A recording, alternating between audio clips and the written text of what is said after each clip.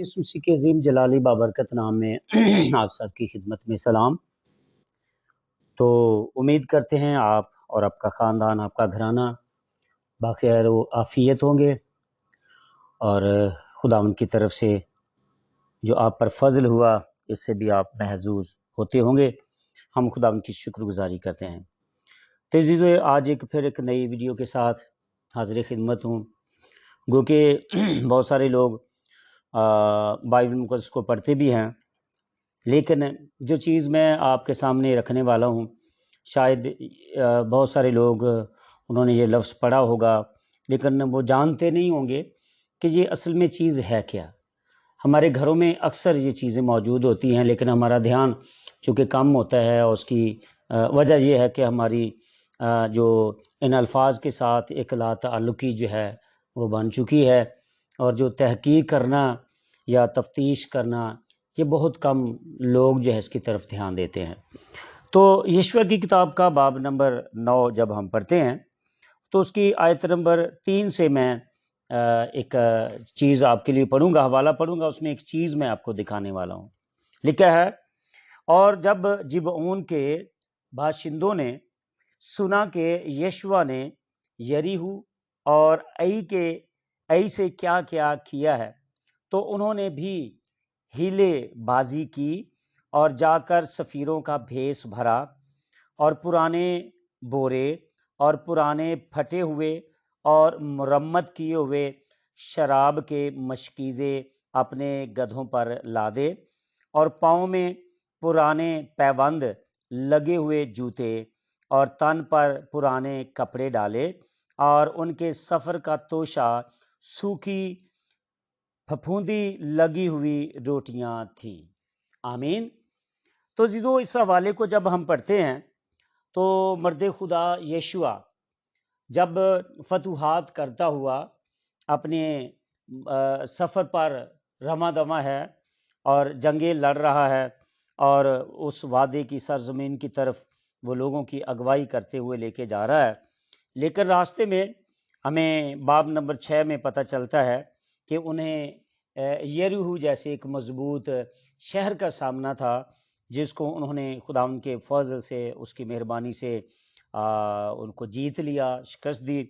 उसके बाद हमें आई का जिक्र मिलता है जो छोटा शहर था, तो वहाँ पे भी खुदा का बंदा कामयाब होता है। लेकिन कलाम ये बयान करता है कि जब इन दो शहरों को उन्होंने शिकस्त फाश दे दी, तो एक साथ एक शहर था जिसका नाम जिबऊन था, और ये जिबऊन जो है ये यरूशलेम से करीबन 9 किलोमीटर के फासले पर था, जो शिमाल मशरिक की तरफ जिसका महल वकूम हमें मिलता है।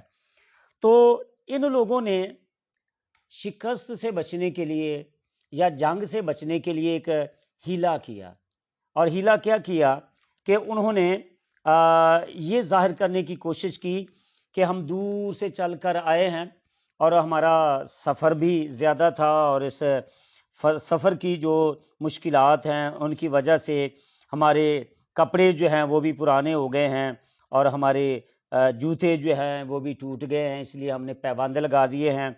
मशकीज़े भी जो उनके साथ थे वो भी फटे हुए हैं, बल्कि उनको पैबंद लगाया गया, मुरम्मत की गई।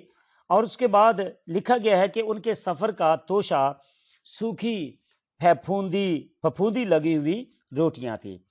तो तोशा जिसको खाना कहा गया है, ये सफरी खाना है, और लोग जब भी किसी सफ़र पर जाते थे, तारीख बयान करती है कि लोग अपने उसको ज़ादे राह कहा गया है, तो उन्होंने अपने साथ रोटियां ली, और वो रोटियां ली जिनको फफूंदी लगी हुई थी। अब मैं आपको बताऊंगा कि फफूंदी क्या होती है और ये किस तरह जो है वो रोटियों के लग जाती है। तो बहुत सारे लोग जैसे मैंने शुरू में कहा जानते होंगे, लेकिन मैं आपको बताऊंगा कि जो फफूंदी है जिसको अंग्रेज़ी में मोल्डी कहा गया है, और मोल्डी का जो तर्जमा या उसका मतलब बयान किया गया, उसका मतलब होता है पुराना या बोसीदा।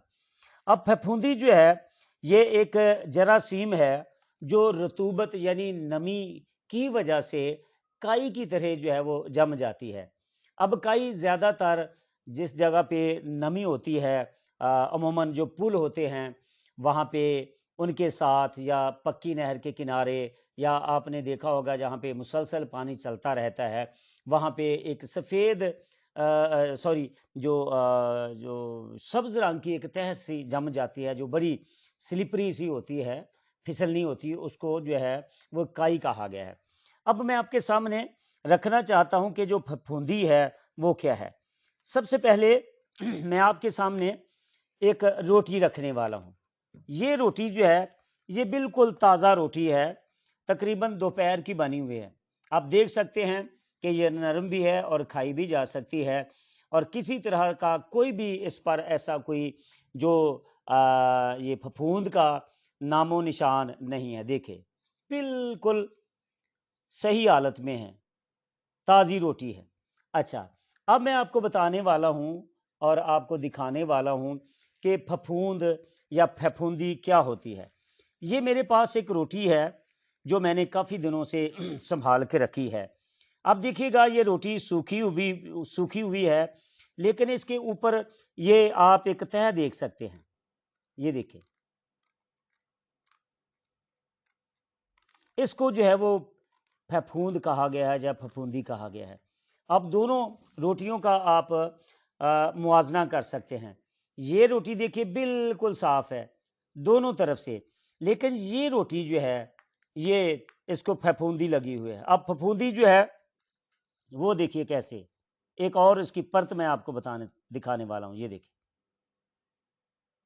اب دیکھیے کہ کتنی یہ تیزی کے ساتھ پھیلی ہے، اور اس نے پوری روٹی کو، اب اس کی شکل دیکھ سکتے ہیں۔ یہ دیکھیں،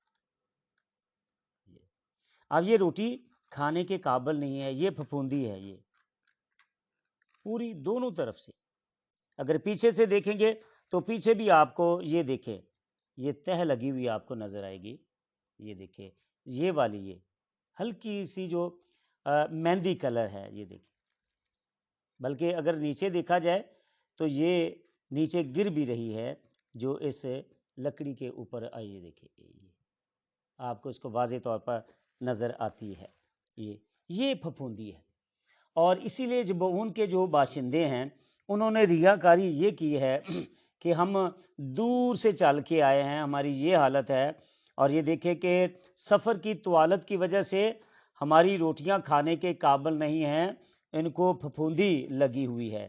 تو امید کرتے ہیں آپ سب جو عزیز میری ان ویڈیو کو دیکھتے ہیں وہ لازمی شیئر بھی کیجیے گا اور اس کو لائک بھی کیجیے گا، کیونکہ یہ وہ چیزیں ہیں کہ بہت سارے لوگ اس سے نابلد ہیں، ان کو پتہ نہیں ہے، اور اگر آپ اس کو جان گئے ہیں تو یہ آپ کے علم میں جو ہے وہ اضافہ کرے گی، اور کسی بھی جگہ پہ کسی کو بھی آپ بتا سکتے ہیں، بائبل اسٹڈی کراتے ہیں، اگر آپ یوتھ گروپ چلاتے ہیں، کوائر ہے، سنڈے اسکول ہے، تو آج کے زمانے کے پڑھے لکھے اگرچہ نوجوان زیادہ ہیں، لیکن ان کو جو پریکٹیکلی بہت ساری چیزیں ہیں ان کو پتہ نہیں ہے۔ تو اگر آپ کو پتہ ہوگا تو آپ اس طرح سے ان نوجوانوں کو، اور جو آپ کے حلقہ احباب میں جو لوگ ہیں، عزیز ہیں، یا اگر آپ خادم ہیں تو کلیسیا کو آپ بتا سکتے ہیں، اور ایک ان کو صحیح اور مدلل جواب دے سکتے ہیں، ان کی راہبری کر سکتے ہیں، کیونکہ ہم